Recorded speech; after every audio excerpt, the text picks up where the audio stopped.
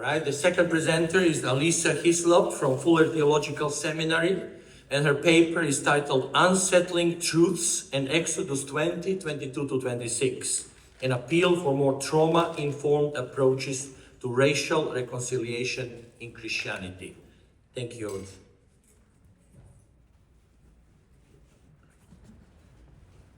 Good afternoon, everyone.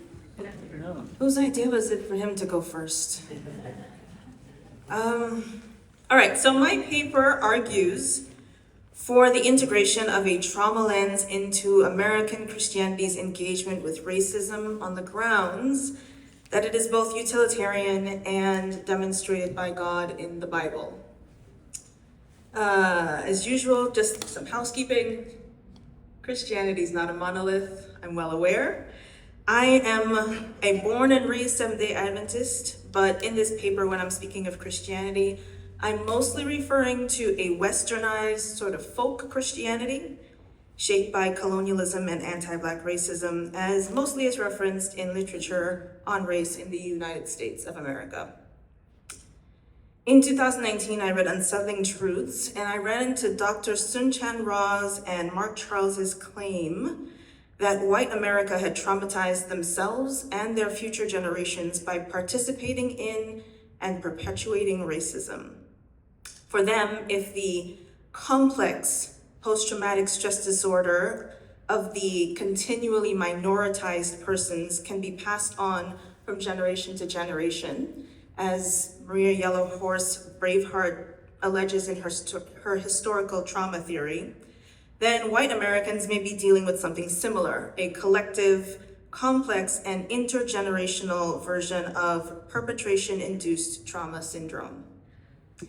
If that's true, then what Ra and Charles found in their investigation yielded possible insight into why in the white American psyche there seems to be hostility toward discussing things like race. And they found an increased sense of agency and equality for minoritized persons that they believed would help the reconciliation process. They also highlighted how this approach can be useful in unearthing matters that could affect the work of racial reconciliation.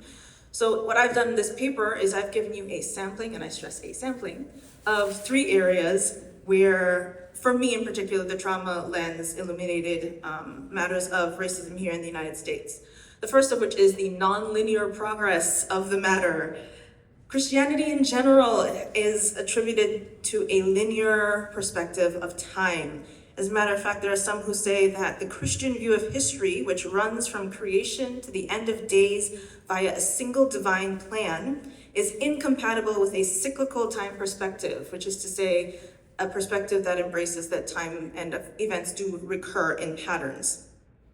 Through experience, however, African American thinkers have known for a while that racism tends to follow a more cyclical pattern of progress and regression as opposed to a straight linear path.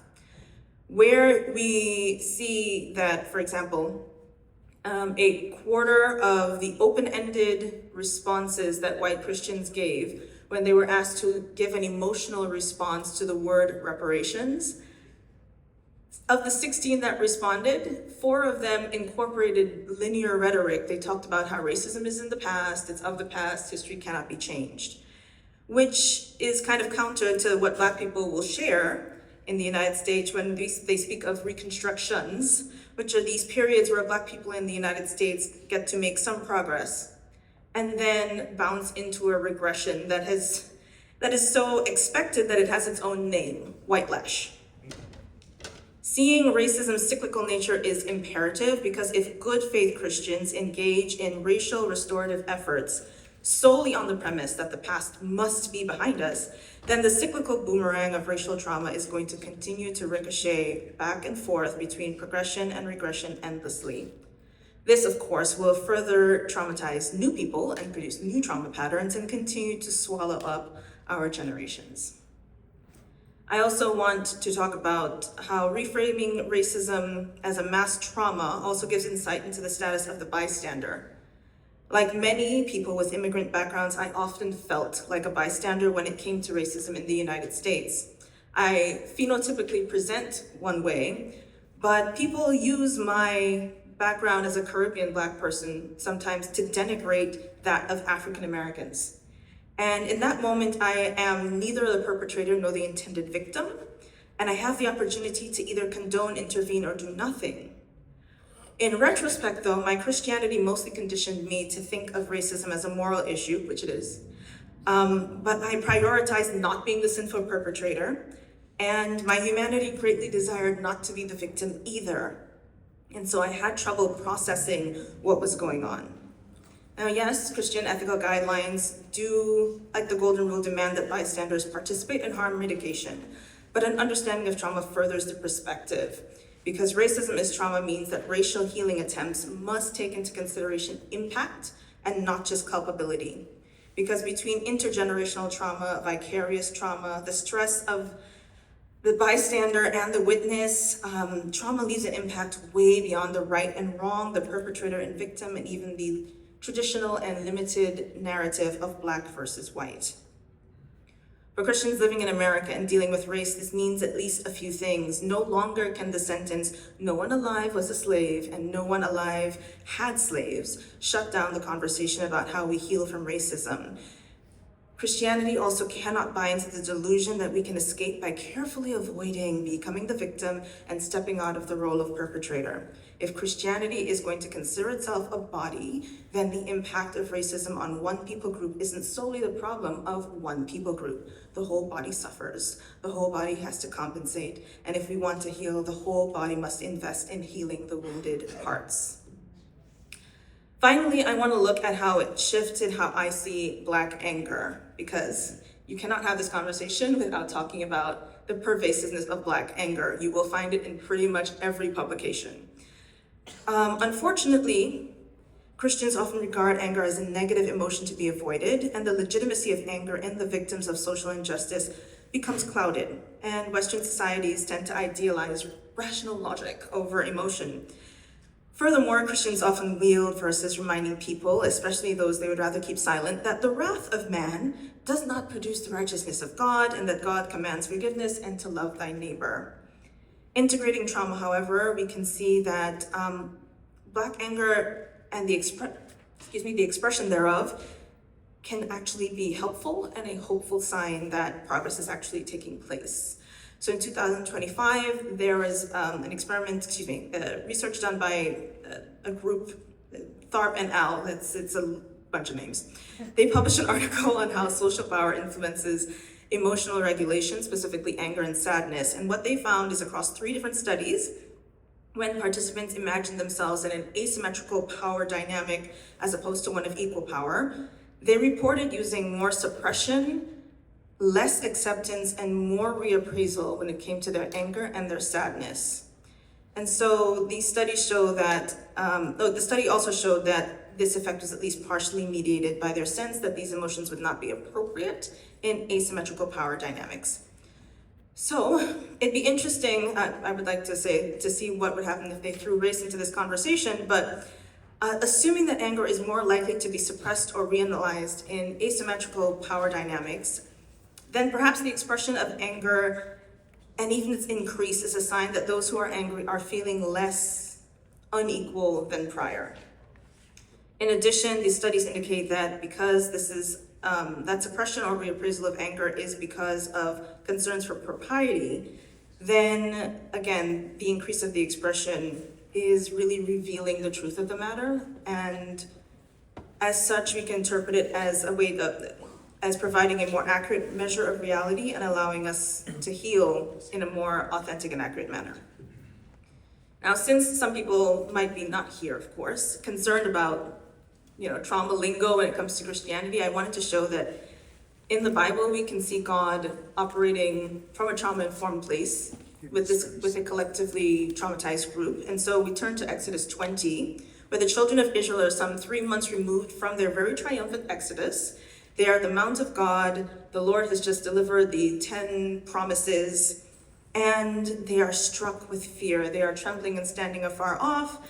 They tell Moses, "Please don't let God speak to us directly. You can speak to us for him." The next verses 22 to 26, describe what are called the altar laws. And so God tells them, through Moses, no other gods besides me, no gods of silver and gold. You need to make altars of earth. And when you call for me, basically, when I cause my name to be remembered, I will come to you and bless you. And then he says, you can make altars of stone. Don't cut the stones. Don't make high stairs to the altar. Now, traditionally, the verses 18 to 21, which are the fear verses, are evaluated separately from 22 to 26, the altar laws, and that,